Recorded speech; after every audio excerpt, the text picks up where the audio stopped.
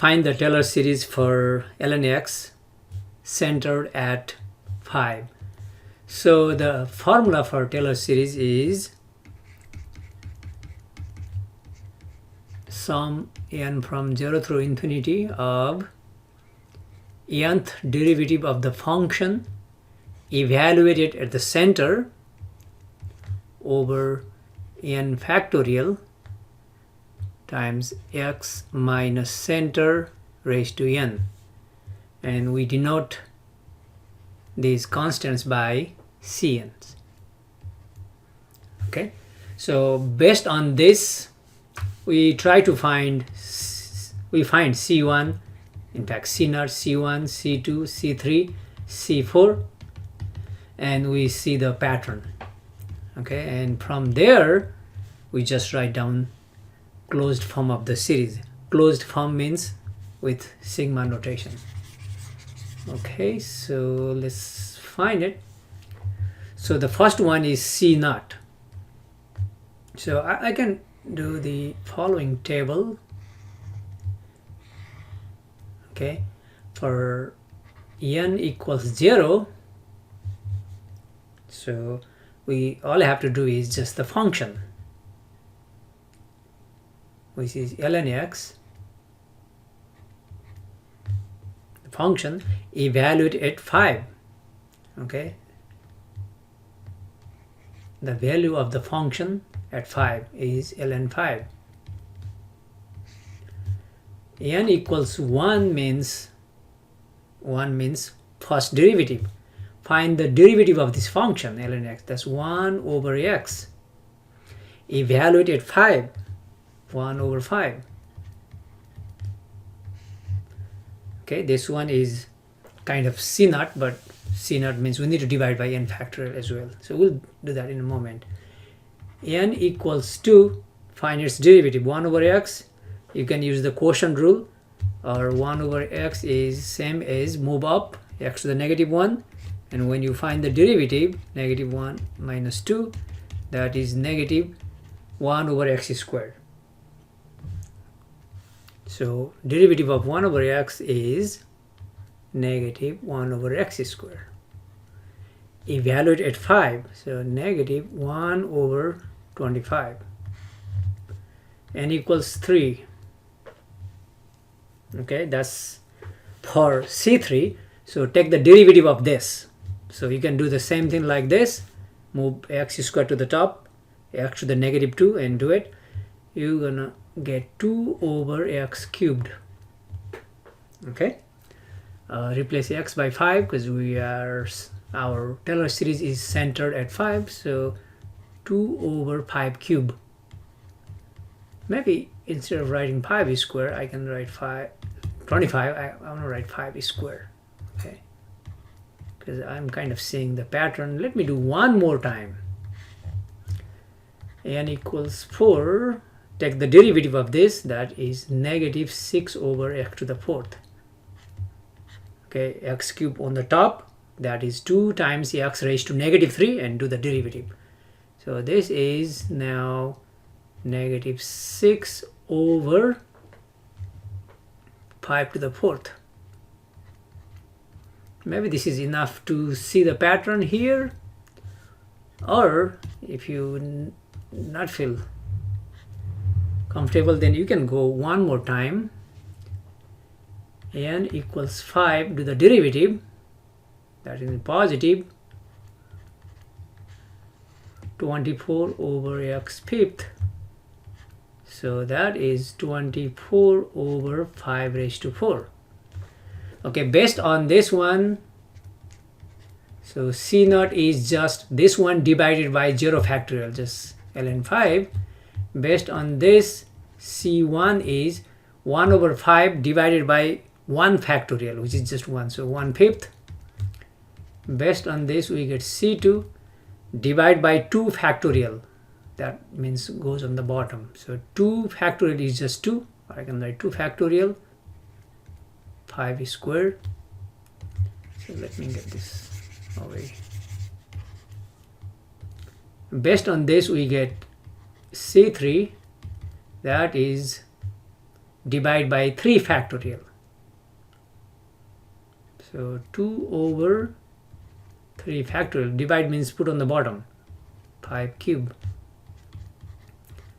C4 is just negative 6 over 4 means divide by 4 factorial.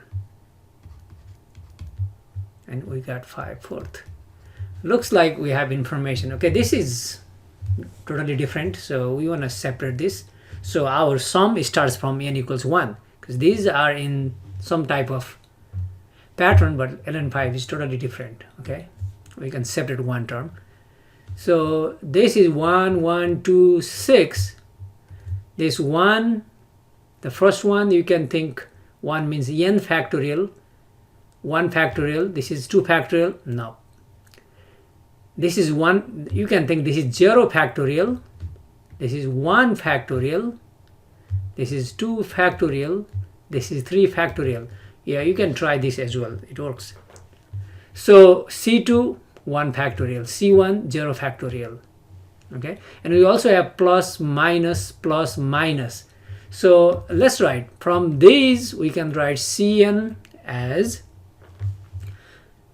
okay, plus, minus, that is negative 1 raised to n plus 1. Or negative 1 raised to n minus 1. Same thing. Okay, this is totally different. We are separating first term. That takes care of sign. On the top, 0 factorial 1. So it's 1 less factorial. 3 means 2 factorial. 4 means 3 factorial. So n means n minus 1 factorial. On the bottom, here is 5 raised to 1. 5 is, so C1 is 5 square. C2 is 2 factorial, 5 square. C3 is 3 factorial. So Cn is n factorial, 5 raised to n. You can try C4, 4 factorial, 5 raised to 4. Yeah. So we got Cn, in fact, n minus 1 factorial, n factorial. We can simplify because n factorial is n times 1 less n minus 1 factorial. That way we can cancel with the top. Okay, so let me do that. So this is negative 1 to the n plus 1. This is n times n minus 1 factorial. So cancel just 1 over n 5 to the n. What I did was I wrote n factorial is n times n minus 1 factorial and cross out with the top. Okay, but this one is true starting n equals 1, 2, 3, not 0 because this one is separate term. Now we are ready to write down the Taylor series asked in the question. Okay, thus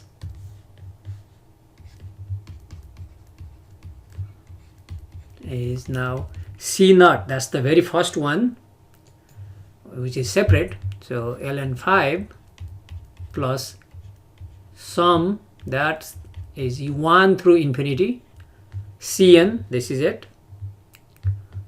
negative 1 to the n plus 1 times 1 over, okay, I don't have room, 1 over n 5n and x minus 5 to the n. So let me write, okay, I'm just using this formula. So I found Cn here, n from 1, and x minus center raised to n. Okay, so from this table we found Cn, and that is started from n equals 1. C0 is separate. Okay, this is final answer. When the question asks you to find the radius of convergence, because this power series makes sense within certain interval centered at 5, so let's find the radius of convergence.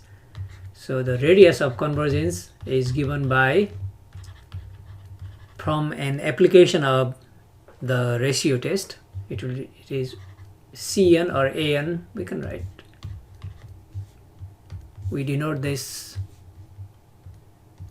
by, let's say, Cn, then we can just write Cn over Cn plus 1, and it comes out to be a number. That's the radius, which is limit n going to infinity. When we take absolute value, this negative 1 to the n plus 1 is gone, just becomes positive 1, so I'm not going to even write that. Cn is whatever we have, so 1 over n 5 raised to n, that's Cn, with negative 1 raised to n plus 1 becoming positive 1, divided by n plus 1. So this n is n plus 1, 5 raised to n plus 1. And absolute value is not needed. We just made all plus minus plus minus plus. Then let's simplify this. Limit n going to infinity, 1 over n times 5 raised to n, division into multiplication. This is 1 over, I forgot to write, this is 1 over. 1 over this is Cn, and negative 1 to the n plus 1 is just positive 1, and an plus 1, or Cn plus 1. So an plus 1, 5 raised to n plus 1 on the top, we can write 5 raised to n times 5 raised to 1 over 1. And you can see 5 and cancel. So the limit is then n plus 1 over n, and when n goes to infinity, n plus 1 over n is just 1, and times 5 is 5. Okay, so the radius of convergence is 5.